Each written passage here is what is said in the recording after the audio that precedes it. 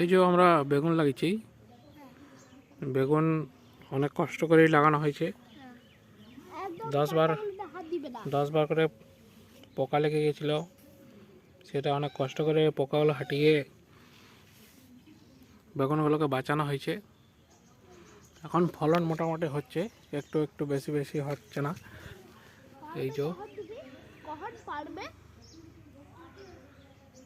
যে একটু এক আধ করে বেগুন হয়েছে।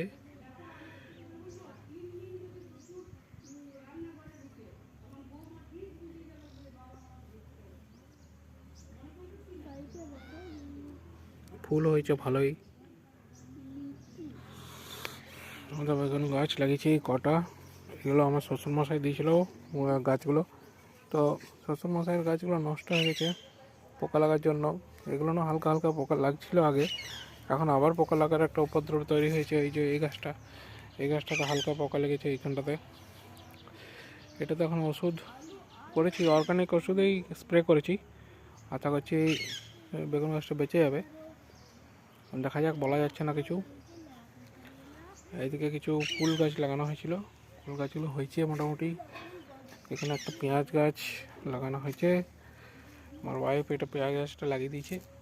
এটা একটা টমেটো গাছ, টমেটোর ফলন হয়েছে কিন্তু টমেটো এখনো পাকেনি।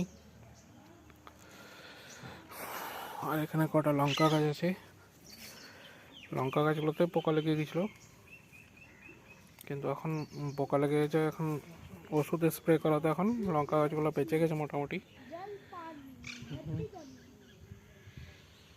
এই যে এক দুটো লঙ্কা হয়েছে, এরকম না হওয়া নয়, কিন্তু সেইভাবে ফলনটা বাড়ছে না।